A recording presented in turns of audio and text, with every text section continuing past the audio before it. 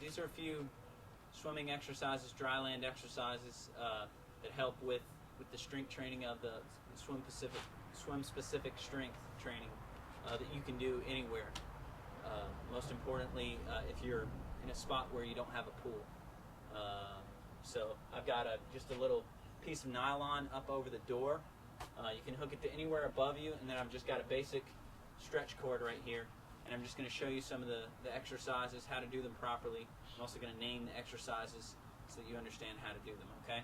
First thing we're going to start with is just learning that nice high elbow catch, all right, what they call early vertical forearm, which is basically where we want our arm nice and high, our elbow nice and high, so that we get a lot of leverage on our stroke and that we're using the big muscles like the shoulders and the chest, the lats to pull, not using the rotator cuff, all right? We're trying to avoid any risk of dropping that elbow and damaging the smaller muscles like the rotator cuff. So here we go. I'm just going to start with a basic catch exercise. Just a little sculling drill. Notice I have my spine is in a nice neutral position. My hands are out in front. And the first thing that you can do is just sort of roll your hands back and forth just to sort of get a feel of the resistance. Notice that my elbows are staying high. My shoulders are nice and high. I'm getting a good stretch here as well, hence the name stretch cords. And the first thing I'm going to do is I'm just going to pull straight down with my elbows high and just feel that resistance. So this is just for that first vertical part of the catch, where I'm just catching the water. And then I'm going to take this into a full stroke, making sure that the band's not too tight, but I'm just going to pull through. And I'm going to let the resistance, especially on the return, hold good form. Nice high elbow, high elbow. Just high elbow, and I'm just pushing straight back. Working on that nice high elbow recovery. Keeping the hands down. Pushing straight down. Spine's in line. Head's neutral. Exhaling. Inhaling in the return. Exhaling. Inhaling in the return. Exhaling. If you're doing this properly, the core should be nice and tall. You should have a nice tall movement. I can also do this as an isolated exercise where I'm quite simply just going to do one arm at a time. And this helps with good balance training.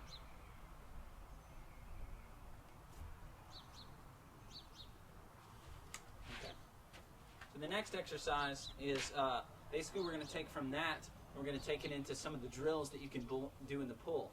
One of the best drills to do for this early vertical forearm and for good technique is what's called the catch-up drill. Very simply, we're just going to let our hand catch up to the other hand. So I'm in my nice starting position, nice and tall, elbows high, and I'm going to take a stroke, and then I'm going to let the other arm catch up. The other arm catch up. Notice the nice high elbow recovery. It's okay if you rotate a little to open up the hip right here, but I'm pushing back, and then I'm letting that arm recover. It's important that you do this nice and slow and controlled. What you don't want to do is jerk it and let it pull you, at least not at first, all right? Some stuff that can be done later. But working on that nice form, letting that elbow pull nice and high, and you're entering back into the water, just like you're in the pool. And pull down, nice high elbow.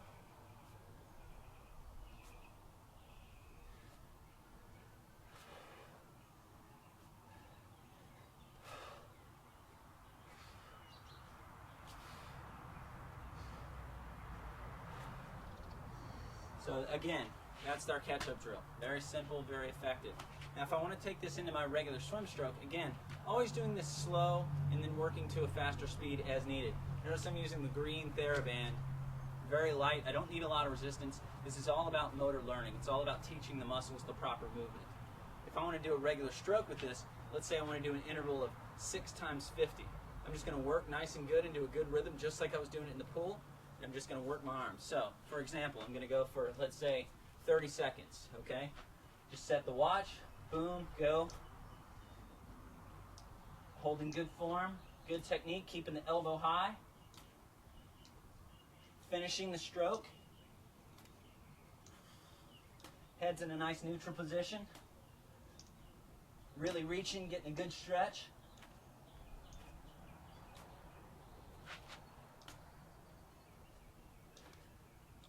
And And that's all there is to it.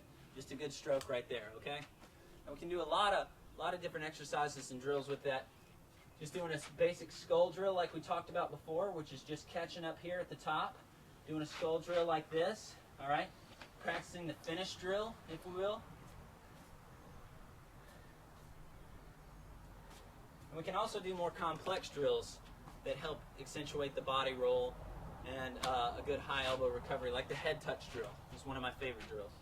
Nice neutral starting position, good position, and I'm just going to take my stroke, touch my head.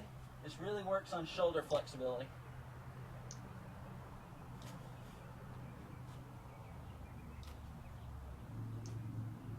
Keeping that elbow high all the time. Elbow high at all times. Never drop the elbow, ever. Never drop the elbow. So, just going to show it in more detail, the same sort of drills, the same sort of movements.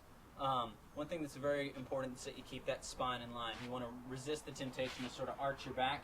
You always want to stay tall, use the core, okay, and leave it nice and open. All right, we're just going to show some closer up shots, okay? Elbow high, I'll do them nice and slow, spine in line, nice and tall, but relaxed, and I'm going to down.